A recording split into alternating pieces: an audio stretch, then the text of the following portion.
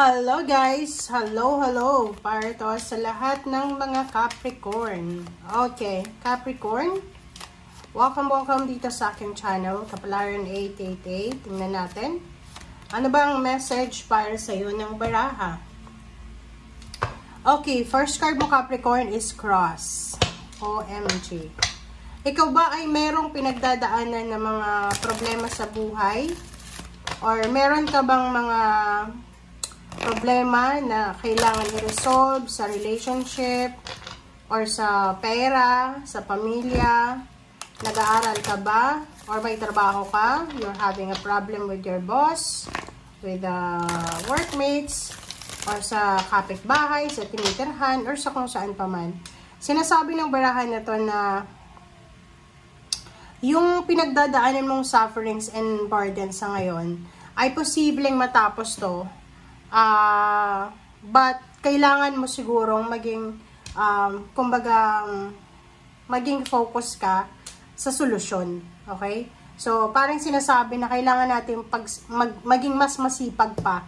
Kung pera yung problema mo, marami ka bang utang na kailangan bayaran, sinasabi ng barahan na galingan mo pa, okay?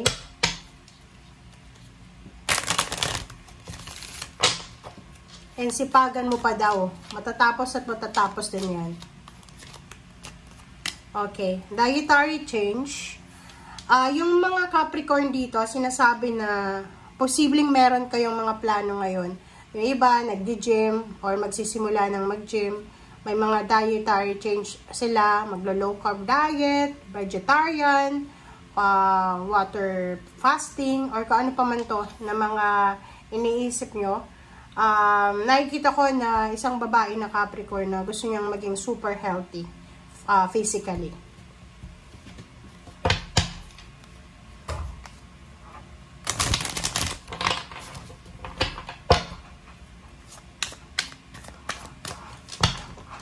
Okay, Capricorn, tingnan natin. Okay, 5 of Cups, King of Pentacles. OMG, bakit ganun? Oh my God. Tingnan mo, Capricorn. Isang Capricorn dito na posibleng siya ay kaya cross yung unang lumabas sa'yo eh. It's either sobra-sobra kang problemado. Kaya may dietary change dyan kasi pwedeng may physical health issues ka na yun yung rason kung bakit ka namang problema. Maybe may sakit ka or maybe yung mother mo or father mo or yung karelasyon or kung sino man yung in-laws na pwedeng apektado ka. Yung parang 'di ba pag may nalaman tayo na may sakit yung kakilala natin, yung parang doon tayo magiging aware na kailangan ko rin na baguhin yung lifestyle ko, parang gano'n. So, nakikita ko sir dito na isang Capricorn ang hindi makatulog. Sobrang problematic siya eh.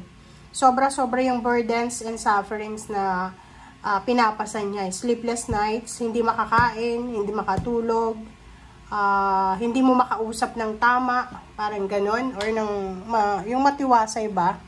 Okay? And meron din ditong Capricorn na nagsisisi ka. It's either nagsisisi ka because of, kung halimbawa may sakit ka because of bisyo or because yung mga unhealthy lifestyle na ginawa mo sa past. So, maybe yun yung rason kung bakit ka nangihinayang. Nakikita ko rin sir dito na nangihinayang ka sa pera. Parang ganun. Halimbawa, may kailangan kang ipagamot, is either your family or someone, nangihinayang ka sa pera.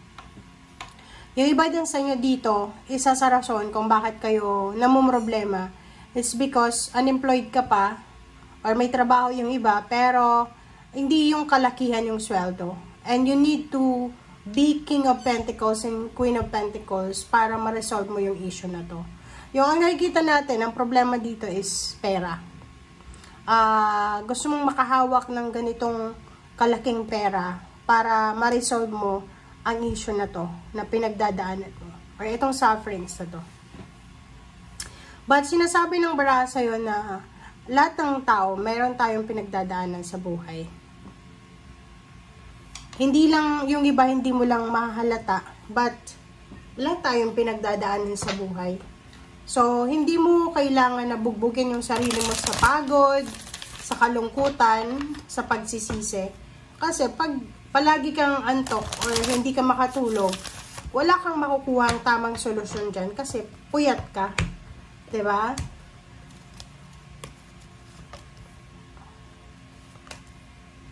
Diba? Dalawa yung Queen of Pentacles mo.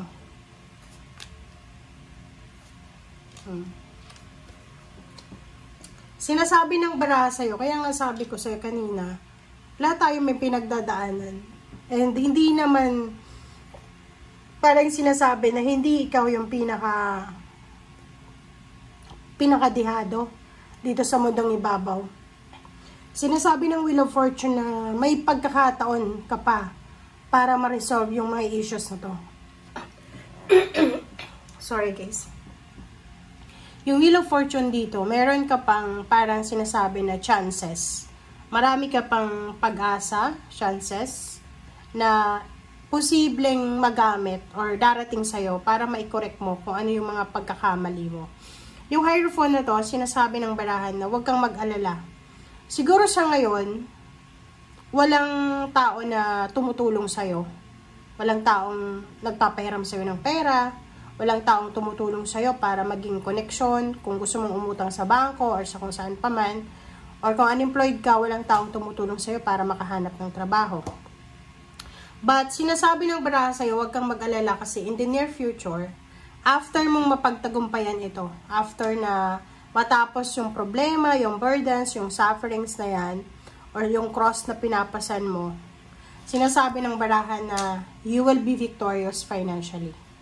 'Di ba? So, alam mo, sa buhay ng tao, kaya nga 'di ba, pag nakakita tayo, lalo kapag nakakita ako ng sobrang nahihirapan sa buhay, hindi ko siya iniisip na, ito, hirap na to until mamatay, no? Kasi alam mo, bilog ang mundo eh.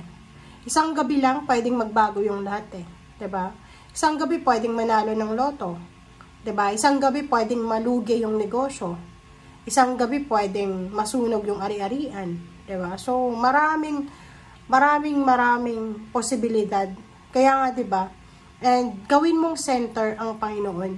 Kasi kung yung on understanding mo, yung pagbabasehan dito, o yung on understanding mo yung gagawin mong gabay, mawawala ka sa direksyon. Pero yung Panginoon, pag inilagay mo yung sarili mo doon sa parang nakakabit ka sa Kanya. Di ba? Parang gano'n, naka-attach ka sa Panginoon. Hahayaan mo yung Panginoon na i-guide ka sa kung anong direksyon. Mahirap sa simula, mahirap, pero at least alam mo na mayroong gumagabay sa'yo. Okay? So, thank you guys. Bye!